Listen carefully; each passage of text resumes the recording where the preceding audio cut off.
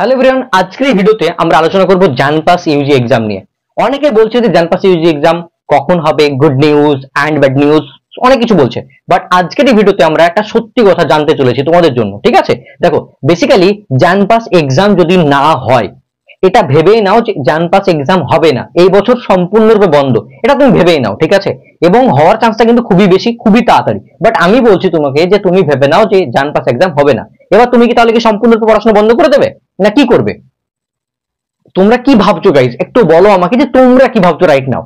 তোমরা কি ভাবছো যে না চুপচাপ ভাবি আর মাথা চুলকাই আর দেন ভাবি যে কি করব কি করব কি করব?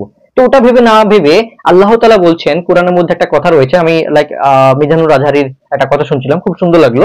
যে কোরআনে আছে বললে ভুল হবে হয়তো, নবী সাহেব বলছেন যে তোমাদেরকে যে টাইমটা অবসরপ্রাপ্ত টাইম তোমরা পাচ্ছ খুঁজে তোমাদের জীবনে, অবসরপ্রাপ্ত মানে মনে হচ্ছে যে এই টাইমটা ফ্রি সম্পূর্ণরূপে, তো ওই টাইমটাতে মজা করে না কাটিয়ে ওইটাকে তোমরা কাজে লাগাও। এই যে টাইমটা তুমি ভেবে নাও যে এই সময়তে এক্সামটা হচ্ছে না বা এবার এক্সাম হবেই না, তাহলে ভাবো তুমি 2026-এর জানপাসের জন্য আমি পড়তে শুরু করেছি, সেইটা ভেবে পড়া শুরু করো। চুপচাপ থেমে থেকো না, পড়া শুরু করো, এটা আমার মেন বলা উদ্দেশ্য। যদি ক্যাম্পাস এক্সাম নাও হয়, পরের বছর তো হবে, তারপরের বছর তো হবে, দেয়ার ইজ এ পসিবিলিটি কি এবার তো হবে, বাট কখন হবে এটা বলা মুশকিল। বাট যদি এবার না হয়, তাহলে কি সম্পূর্ণ পড়াশোনা বন্ধ করে যখন মানে তোমার ফর্ম ফিল আপ বেরোবে তখন তুমি পড়তে শুরু করবে? এটা করো না প্লিজ।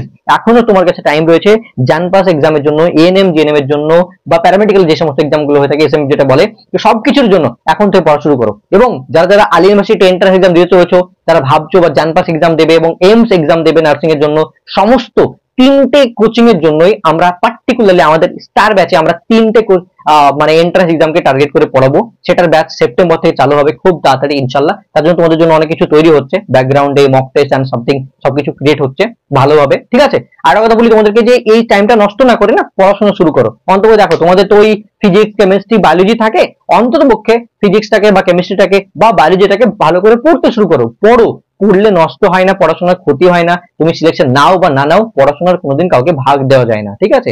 এটা তোমারই কাজে লাগবে। তাই এই অবসর টাইমটাকে তুমি কাজে লাগাও। ভাবো যে এক্সাম হলে খুব ভালো, না হলে তাও ভালো, কিন্তু আমি পড়াশোনাটা জারি রাখবো, পড়াশোনাটা বন্ধ করবো না। এবং তার পাশাপাশি অনেকে বলি, যারা যারা ভাবছো যে ভবিষ্যতে স্যার আমি গভর্নমেন্ট জবও এক্সাম দিতে চাই, তাদের জন্য অনেক ভ্যাকান্সি আসতে চলেছে বা আসছে। ক্লাস 12 পাশে যে সমস্ত ভ্যাকান্সি গুলো হয়ে থাকে সেগুলোর জন্য একটু একটু করে পাশাপাশি জেনারেল নলেজও পড়ো, যেটা জেনারেল নলেজ তোমাকে কাজেও দেবে। তুমি যেমন রিজনিং পড়ছো, ইংলিশ পড়ছো জানপাসের জন্য, সিমিলারলি তুমি ইসলামিক পড়ছো, জিকে পড়ছো আওয়ার্টের জন্য, আলী ইউনিভার্সিটির জন্য। তো এই জিনিসগুলো তোমার গভর্নমেন্ট জবেও প্রিপারেশনে হেল্প করবে। এবং তুমি যখন এনএম জিএনএম রয়েছে, সেখানে ম্যাথ লাগবে, সেই ম্যাথগুলো তোমার গভর্নমেন্ট জবে লাগে, ঠিক আছে? তো এই যে টোটাল ব্যাপারটা, সেগুলোর জন্য একটু একটু করে প্যারালালি পড়াশোনা শুরু করো। এটা হচ্ছে আমার তরফ থেকে personal suggestion to all of you guys. যদি ভিডিওটি ভালো লেগে থাকে তাহলে অবশ্যই কি করবে, চ্যানেলে গিয়ে সাবস্ক্রাইব করে নতুন ভিডিওর জন্য ওয়েট করবে। খুব তাড়াতাড়ি আসছি তোমাদের সঙ্গে নতুন নতুন আপডেট নিয়ে। অ্যান্ড আমি বলবো অ্যাজ এ টিচার আমার এটা বলা দায়িত্ব যে পড়াশোনাটা বন্ধ করো না প্লিজ, পড়াশোনাটা কন্টিনিউ করো। অ্যান্ড খুব তাড়াতাড়ি আমরা নার্সিং এর জন্য ব্যাচ স্টার্ট করতে চলেছি, তখন তোমরা মানে ব্যাচে গিয়ে জয়েন করবে। আর এখন চাইলে তোমরা আমার বাপের কোচিং সেন্টার অ্যাপটা গিয়ে ডাউনলোড করে নাও, ঠিক আছে? All the best, tata, by.